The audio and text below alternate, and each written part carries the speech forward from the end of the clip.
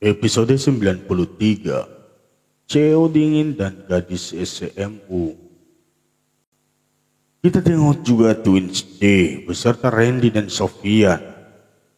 Mobil Twins D mogok, Dina pulang bersama Randy dan Sofian dengan senang hati menawarkan tumpangan pada Dona. Barang gue saja. Dan mobilnya diambil di bengkel. Kita titipkan saja kunci mobilnya ke satpam, usul Sofian. Dona menyetujui usul Sofian. Mereka masuk ke Fortuner Sofian.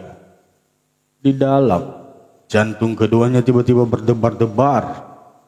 Dona juga merasakan hal itu. Beda saat di sekolah. Sofian mengajak Dona jalan-jalan sore.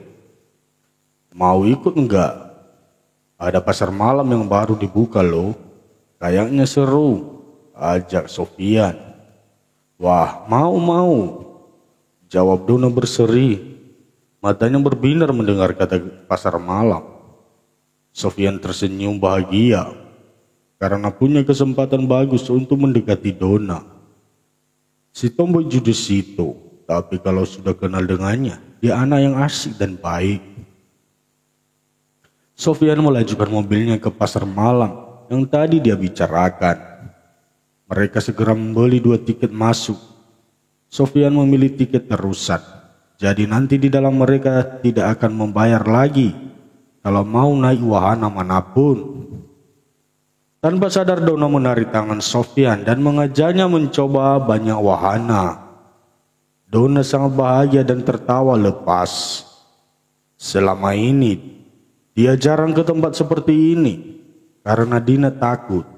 Jadi orang tuanya melarang dia ke pasar malam tanpa Dina. Sof, mau gula kapas? Rengek Dona sambil menunjuk ke penjual gula kapas karakter.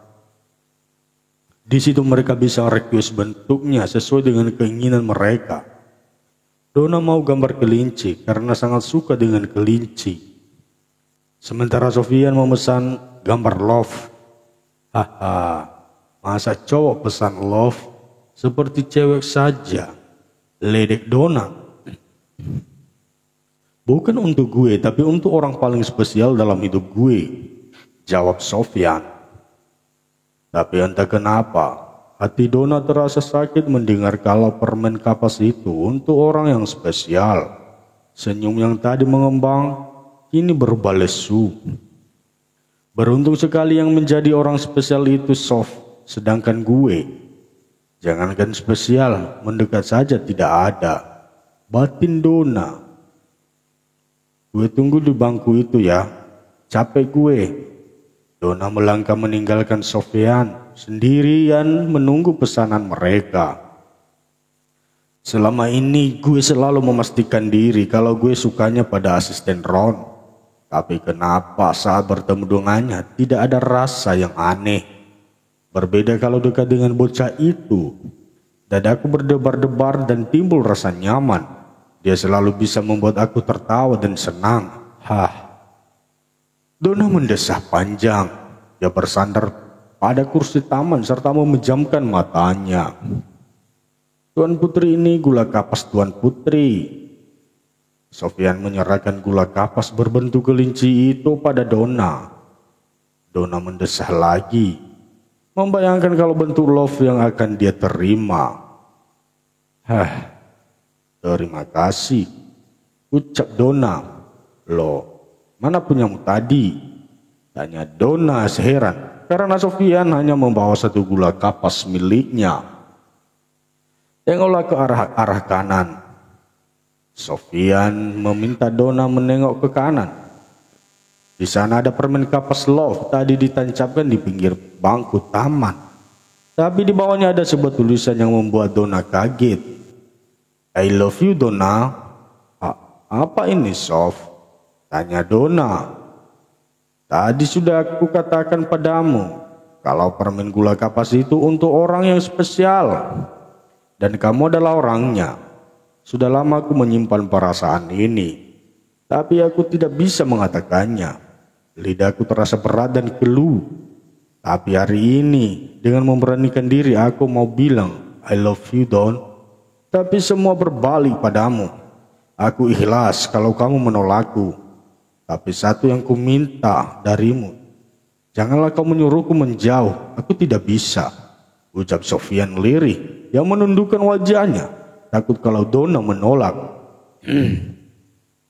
Donna mengambil gula kapas yang dari tadi dia bayangkan.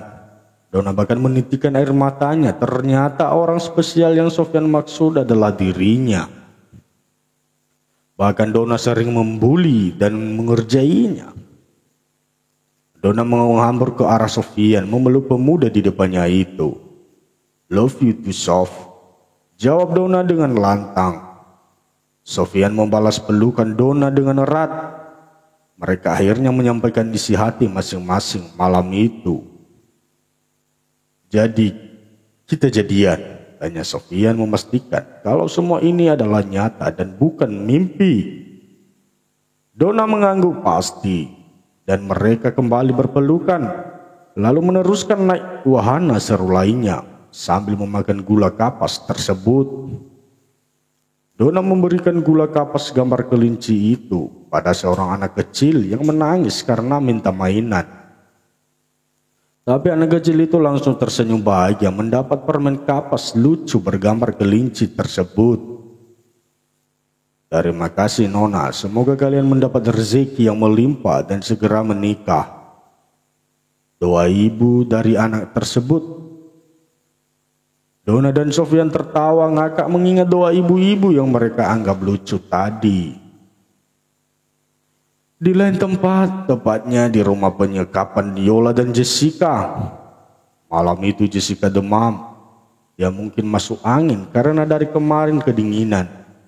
Tidak mandi ataupun berganti pakaian. Bahkan makan pun tak berselera. Dingin. Jessica menggigil kedinginan. Yola menempelkan tangannya di dahi Jessica. Panas dia rasakan. Jessie, yang kuat nak. Ayo kita keluar dari sini. Dan menuntut balas atas semuanya. Yola mengguncang tubuh Jessica. Tapi gadis itu tetap menggigil bahkan sudah mengigau. Jessie nyerah mah. Jessie mau hidup dengan normal. Jessie sudah tidak kuat lagi. Racau Jessica. Penjaga tolong anak saya. Yolanda menggedor-gedor pintu kamar tersebut. Di luar nampak pengawal menelepon David. Tuan, tawanan sakit. Apa yang harus kami lakukan? Tanya pengawal pada David. Mereka juga mengirim video tentang keadaan Jessica di sana. Wajahnya sangat pucat. Oke, bawa dia ke rumah sakit terdekat. Tapi tinggalkan ibunya di sana. Karena dialah iblis yang sebenarnya. Jawab David. Setelah mendapat perintah dari David, pengawal tersebut menuju ke kamar Jessica dan ibunya disekap. Dua orang masuk, yang satu mengangkat tubuh Jessica, yang satu lagi berjaga-jaga. Salah satu pengawal segera menggendong tubuh Jessica karena memang sangat panas. Yola dengan pedenya mengikuti pengawal tersebut, tapi segera ditahan oleh pengawal yang satunya. Pengawal tersebut mendorong tubuh Yolanda hingga jatuh, kemudian mengunci kembali pintu kamar itu. Lepaskan aku ingin bersama anakku. Brengsek, sial. Yolanda berteriak-teriak, tetapi tidak ada yang peduli padanya. Dua orang pengawal memakaikan jaket untuk menutupi tubuh Jessica karena pakaiannya terlalu mini lalu berangkat ke rumah sakit. Jessica akan mendapat perawatan secara intensif di sana. Episode 94. Setelah keadaan Jenny membaik, dia dan Alex menuju ke ruang dokter kandungan untuk USG kandungan Jenny. Mengetahui umur dan kesehatan si buah hati mereka. Nyonya muda, silakan. Dokter yang bernama Diana itu meminta Jenny berbaring di ranjang. Seorang suster menyigap sedikit pakaian Jenny dan mengoleskan gel ke perut Jenny. Dokter Diana menggerak-gerakkan sebuah alat di perut Jenny hingga nampak sebuah bulatan kecil seperti biji kacang polong di sana. Dokter juga memeriksa detak jantung dedek bayi. Barulah Dokter Diana menjelaskan semua yang ada di layar 3 dimensi di depan mereka. Tuan muda, nyonya muda, itu adalah gambar calon bayi kalian. Menurut perkiraan, usianya baru 2 minggu. Jadi akan tampak sangat kecil seperti segumpal daging. Tapi jantungnya sudah terbentuk. Panjang janin masih sepanjang 0,02 cm yang terdiri dari 2 lapisan sel, yaitu ektoderm dan endoterm yang akan menjadi cikal bakal organ tubuh. Dalam usia ini, kesehatan ibu dan janin harus ekstra diperhatikan karena masih sangat rentan. Dokter Diana menjelaskan semuanya pada calon mama dan papa itu. Mereka mendengarkan dengan seksama penjelasan Dokter Diana. Dok, ini kan anak pertama kami dan usia istri saya masih sangat muda. Apa ada tips khusus untuk ibu dan anak? Tanya Alex. Tidak ada tuan. Biasanya di usia nyonya muda, moodnya yang harus sering dikontrol serta menjaga asupan gizi untuk ibu supaya janinnya kuat. Kalian bisa lihat-lihat di Google tentang kehamilan, mulai dari trimester pertama sampai ketiga, pantangan serta hal-hal yang boleh dan yang tidak bagi ibu hamil. Kalau ada yang tidak dimengerti bisa bertanya kepada saya nanti. Nomor saya selalu aktif dan Anda adalah prioritas utama bagi kami, tim dokter nyonya, ucap Dokter Mila. Terima kasih dok. Saya akan mengingat dan mempraktikkan semua saran dokter, jawab Jenny. Ada yang masih ditanyakan tuan? Nyonya mengenai kehamilan, kata Dokter Diana. Ada dok. Apa selama istri saya hamil, kami masih bisa melakukan hubungan badan? Tanya Alex. Boleh tuan, asal dikurangi porsinya. Cari posisi yang nyaman untuk ibu dan anak dan dilakukan dengan lembut dan perlahan, jawab Dokter Mila. Sementara Jenny mencubit perut Alex. Oh, tidak apa-apa sayang.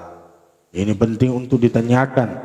Bisa-bisa suamimu akan puasa selama 9 bulan plus waktu nifas. Bisa mengkerut Arjunanya sayang, jawab Alex. Dokter Diana tersenyum geli sambil menggelengkan kepalanya. Bagaimana kondisi luka nyonya muda? Tanya Jenny. Dok, jangan panggil nyonya ya. Kayaknya kurang nyaman didengar panggil Jenny saja, supaya kita lebih akrab, jawab Jenny. Tapi Dokter Diana ragu. Dia menoleh ke arah Alex untuk mencari jawaban. Dokter, turuti saja kemauan istri saya. Anda bisa panggil dia Jenny atau Not, supaya kesannya tidak terlalu tua. Kalau nyonya akan identik dengan ibu-ibu Parubaya, jawab Alex. Baiklah, saya akan memanggil Nona Jenny saja kalau begitu. Dokter Diana setuju dan dia memanggil Jenny, tidak nyonya lagi seperti tadi. Setelah urusan dengan Dokter Mila selesai, mereka kembali ke ruangan Jenny, bersiap-siap untuk pulang ke rumah. Di sana sudah ada Alina dan yang menunggu, karena selama hamil dan melahirkan mereka akan tinggal lagi di mansion Alexander. Sayang, bagaimana perkembangan janinnya?